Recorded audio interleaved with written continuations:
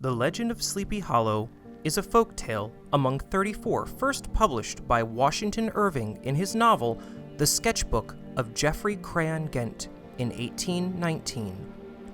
Irving himself now rests in the churchyard of an old Dutch chapel in Sleepy Hollow.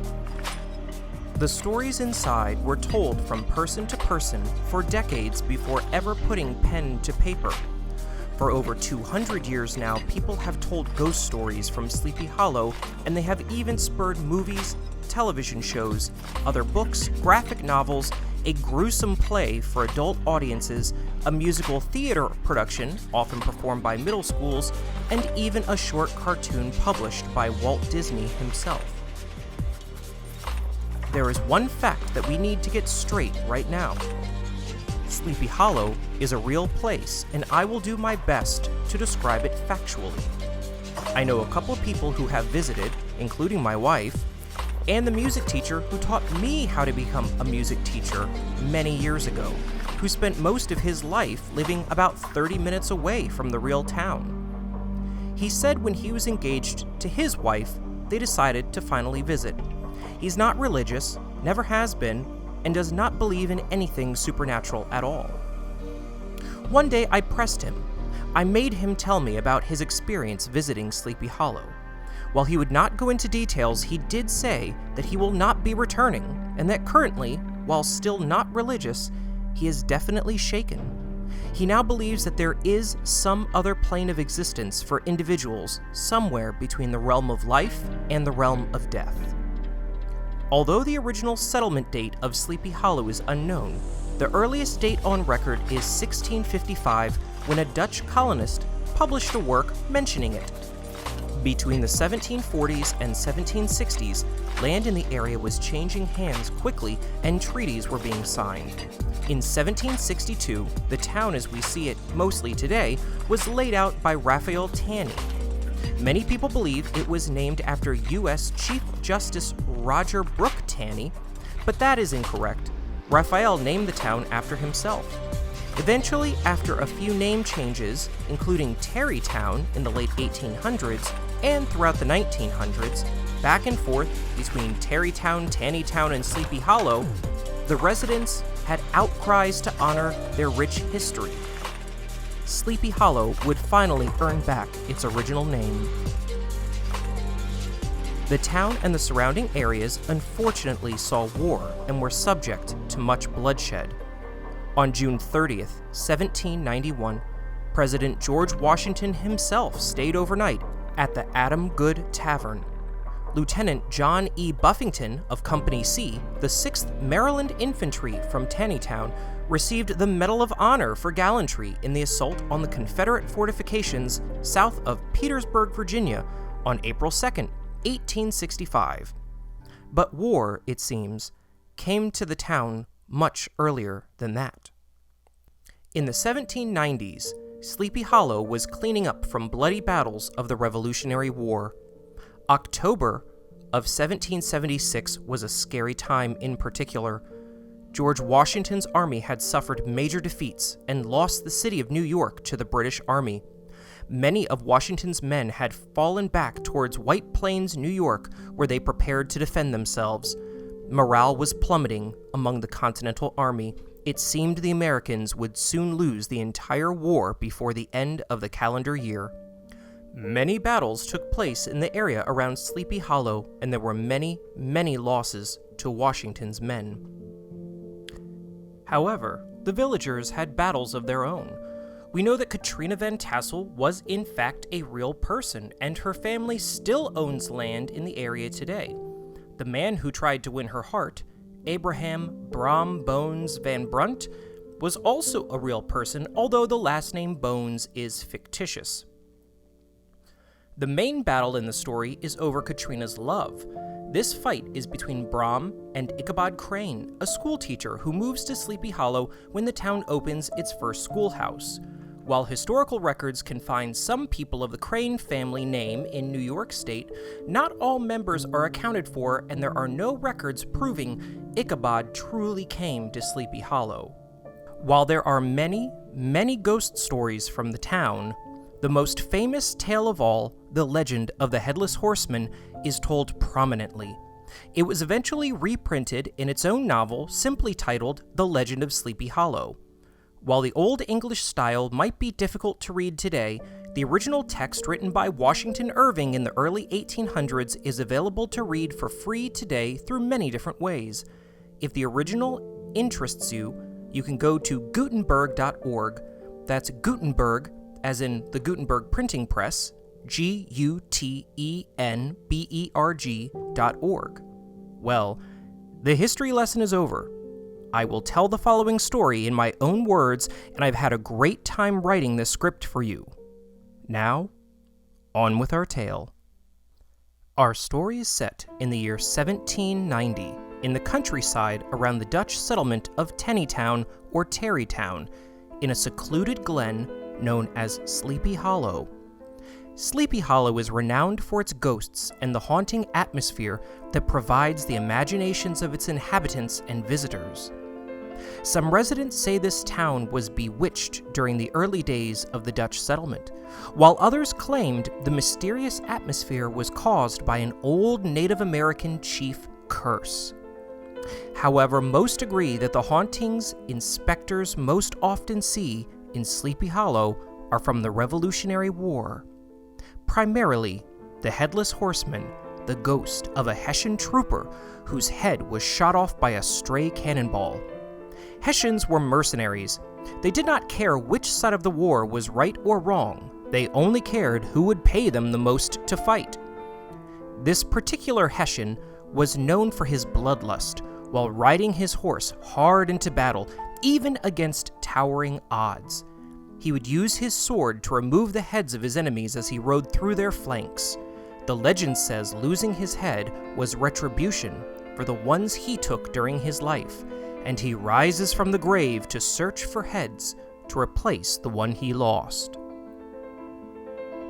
In Dutch and Germanic tradition, this ghost is seen as the master of the hunt, or the master huntsman. When traveling the woods alone, especially at night, it may come for you if you're guilty of crimes. The Irish call such a specter the Dullahan, a demonic fairy on a horse. Even Arthurian legends from England take a break from talking about the Round Table, Sword in the Stone, and Lady of the Lake to mention this spirit in the story Sir Gawain and the Green Knight. At the creation of the first schoolhouse in Sleepy Hollow, Ichabod Crane, a lean, lanky, and extremely superstitious schoolmaster from Connecticut, comes to town after looking for a teaching job. One of Ichabod's favorite things to do was sit in the sunshine under a large tree, reading a book and eating apples. Schoolhouses at this time were much different than ours. They were one-room buildings, more like a large shed than a house, and anyone who wanted to learn was there at the same time. A 6-year-old might be sitting next to a 76-year-old grandparent, both working on their alphabet or basic math skills. That's how Ichabod came to meet Katrina Van Tassel. The Van Tassel family was the richest in the area, owning a large portion of land and a very successful farm. Romance between a teacher and a student today is wrong and very taboo. However, at that time, Katrina and Ichabod were about the same age, both in their late 20s to early 30s. This was not inappropriate, except for the fact that Brom Bones was also interested in courting our dear Katrina. Much like the Revolutionary War that had ravaged the town some time before, Brom and Ichabod had their own war for the heart of Katrina Van Tassel. Brom played many practical jokes on the timid Ichabod to make him look bad in front of Katrina. Cruel, yet simple practical jokes, like having him sit on tacks or nails when Ichabod returned to his teaching chair, finding ways to cover Ichabod in spoiled food or animal droppings, and even sneaking into the school overnight and nailing his desk to the ceiling. Despite the torture, Ichabod figured his kindness won out when he received an invitation to the Van Tassel's harvest party from Katrina herself. Being poor and new to the town, Ichabod Crane had to borrow a horse for the journey to the Van Tassel estate. The only horse he could find nearby that would not already be carrying a town member to the party was an old plow horse. This horse, named Gunpowder, was nearing the end of its usefulness. It was tired and weak, it moved slowly, and its hair was messy and matted down. No matter. Ichabod was determined to make it to the party, and soon he would propose marriage to Katrina. Ichabod was determined to make Katrina his wife. After the very long journey, Ichabod arrived at the farm around sunset. Many had arrived on their most prized horses that were large, strong, and fast. Brom Bones arrived on his horse, Daredevil. Daredevil was jet black. In the darkness from the dropping sun, it was almost impossible to see the horse. Despite his nervousness, Ichabod was greeted by the sound of music, the smell of food and fresh cider, and the sound of dancing. While he spent the majority of the party eating and drinking and attached to the wall, he pounced when he saw his opportunity to dance with Katrina. The two had a marvelous time while Brom looked angrily from the corner of the room. The extravagant party went on. Ichabod eventually said goodnight to Katrina, and a portion of the party moved outside where some men were puffing on their nightly pipe. In the light of the bright full moon, the men laughed, yelled, and told stories. Sooner or later, those stories gravitated to the haunts most commonly seen around the town, and eventually their most famous resident, the nameless and headless Hessian, who was buried in the woods.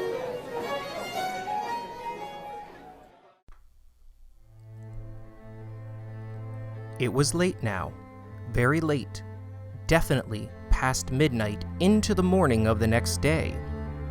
Most of the men, including Brom and Daredevil, had already made their way back to their homes. The only light was from the last few lanterns still burning on the Van Tassel porch, the moon up above, and a few stars shining through the nightly clouds. Ichabod was honestly scared from the stories everyone else told with a smile on their faces. He felt safe in the company of others, but it seems now he would be the last one to leave the porch. He got on old Gunpowder and began to make his way home. As happens often when the weather turns chilly, a thick fog was forming low to the ground. Leaving the party at the estate of Baltus Van Tassel, Katrina's father, Ichabod passed many well-known haunting spots. Notably, he nervously passed a lightning-stricken tulip tree, supposedly haunted by the ghost of a British spy, Major Andre. One of the last buildings on that side of town before ending up in the woods with the old churchyard, where many of the soldiers lost in the Revolutionary War had been buried, which was also a favorite haunt for the Hessian. It was said that many of these soldiers were restless from their gruesome deaths they encountered during the war. It seemed as though the fog was coming out of the churchyard itself. The fog followed as Ichabod made his way through the woods, but the moonlight did not follow. The thick growth blocked out most of the light, and at this point Ichabod was shaking from the cold and his fear. As the wind blew through trees and bushes, Ichabod could imagine those noises being ghosts or monsters on their way to get him. He became more and more scared. He jumped and yelled so loud he scared his horse into rearing back when he thought he saw a ghost coming at him out of the treetops. Thankfully, it was just some dead brush being blown through the branches onto the ground, but it was enough of a fright that now the horse was nervous moving forward. It seems like the sound of the forest were getting louder, whether they were animals, the wind, or the supernatural. Ichabod started to notice the sound of horse hooves behind him. While there is nothing he can see, it sounds as though another horse and rider is traveling closely behind him. He tries to ignore the noises and follows on, but the sounds get closer and louder. Gunpowder suddenly tenses up and freezes. Ichabod reluctantly turned around to see a huge black figure, a dark horse with a dark rider that seemed to appear by climbing right out of the shadows themselves. Even worse for Ichabod, this rider did not have a head upon its shoulders, and thus the chase was on. Confronted by this horrible specter, Ichabod spurred and begged Gunpowder to run as quickly as he was able. It seems, however, that Gunpowder was even more adamant than Ichabod to outrun this veiled threat. Ichabod felt the coldness as the blood left his face and hands, although his heart beats so hard it felt as if someone was punching him in the chest. Somehow he remembers that the blessed Dutch chapel and nearby bridge are supposed to be places the horseman cannot go, since he cannot cross onto hallowed ground. Ichabod rides on with all 8 horse hooves thundering in his ears. He enters the town and flies as though his life depends on it, because he believes not only his life, but his immortal soul is at stake. At this point, the horseman is almost right on top of Ichabod and feeble Gunpowder. The shadowy Hessian removes his long sword from his scabbard and holds it high in the air. The steel catches the moonlight, and in the darkness, it shines as though it is on fire. The sword stabs a passing jack-o'-lantern, lifting it to the free hand of the rider. As they are both about to cross over to where Ichabod hopes and prays the horseman cannot reach him, the schoolteacher is thrown from his horse as a pumpkin smashes into his back. Ichabod hits the ground, and everything goes black.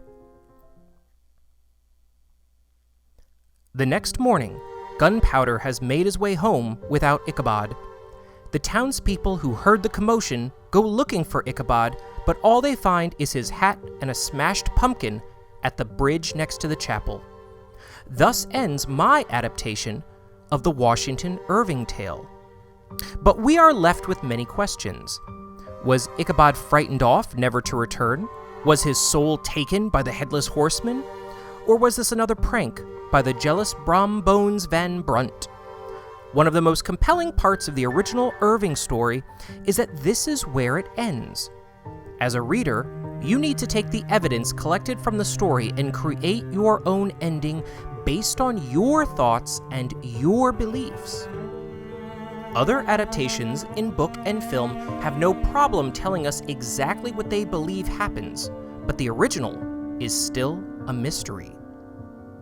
This is one of the delightful yet possibly frustrating parts of folklore. As a story that no doubt has been told for over 200 years and decades before it was ever put onto paper, if the story is true, what actually happened that night? In class, we have discussed a few times already that folk tales change over time, whether on purpose or on accident. The longer a story goes without being written down, and certainly the older a story is in general, the more heavily it is changed. One example is this version of the story that has the shadowy Hessian and his steed melt out of the blackness of the forest. More traditional ghost tales describe specters as being white, powdery, and see-through. In a rendition of a folk song about the horseman we are about to sing, the lyrics turn to the latter. The text reads, "I heard a horseman ride over the hill. The moon shone clear, the night was still.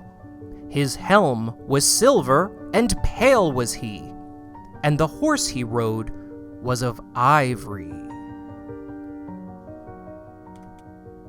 Note the huge contrasting difference between the shadowy horse and rider versus the white, transparent, and pale horseman and rider.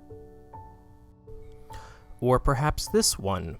The Headless Horseman rides tonight through stark and starless skies, shattering the silence with his otherworldly cries. He races through the darkness on his alabaster steed. The Headless Horseman rides tonight wherever the fates would lead. Poem by Jack Prelitsky.